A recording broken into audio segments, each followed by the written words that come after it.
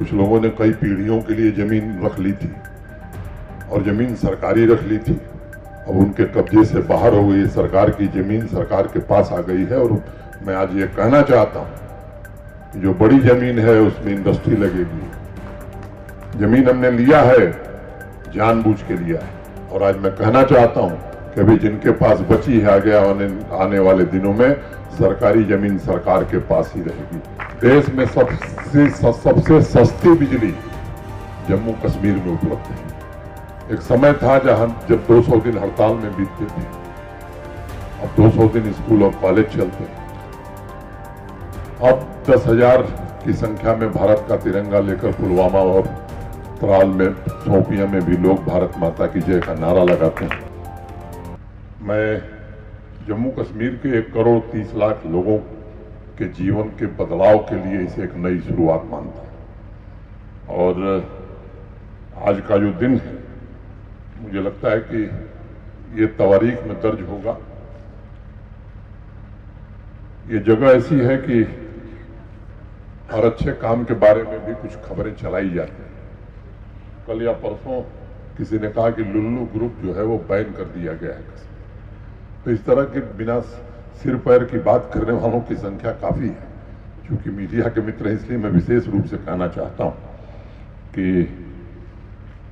इस तरह के लोग जिनको हर चीज में निगेटिविटी ही दिखाई पड़ती है, वो जम्मू कश्मीर का भला नहीं कर सकते। एक अच्छा बिजनेस इकोसिस्टम बनाने की दिशा में जम्मू कश्मीर प्रशासन माननीय प्रधानमंत्री जी के नेतृत्व में काम कर रहा है। और आज मैं बड़े फक्र के साथ ये बात कहना चाहता हूं कि हमने इन्वेस्टर्स आवे उनके लिए बेहतरीन वातावरण बनाने की कोशिश की है।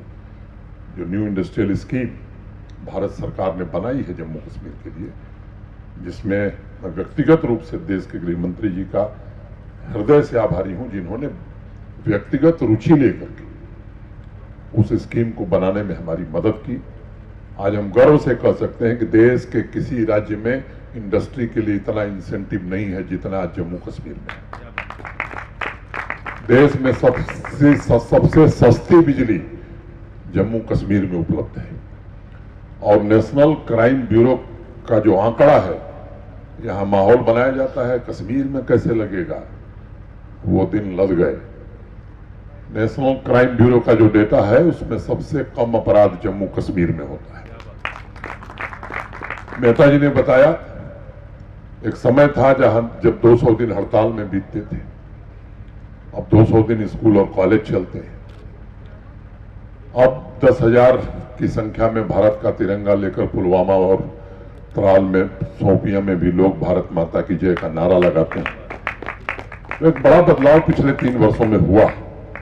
और मैं जितनी बार मैं कहता हूं, मुझे बार बार ये ध्यान आता है कि 5 अगस्त 2019 जम्मू कश्मीर के लिए एक ऐसा दिन था।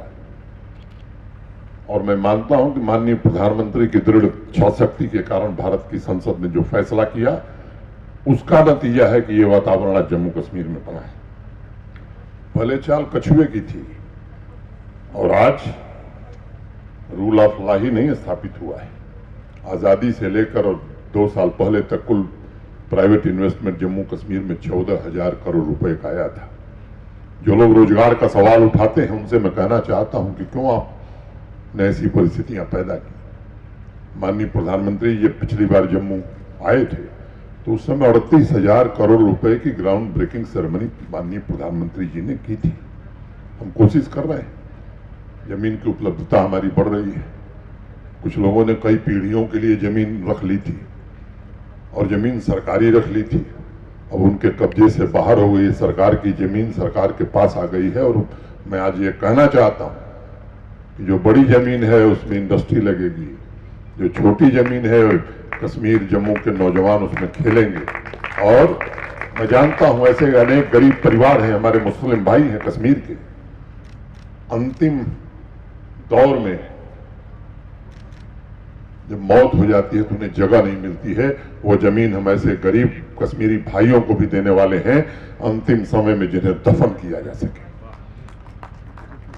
जमीन हमने लिया है, जानबूझ के लिया है। और आज मैं कहना चाहता हूं कि अभी जिनके पास बची है आगे आने वाले दिनों में सरकारी जमीन सरकार के पास ही रहेगी।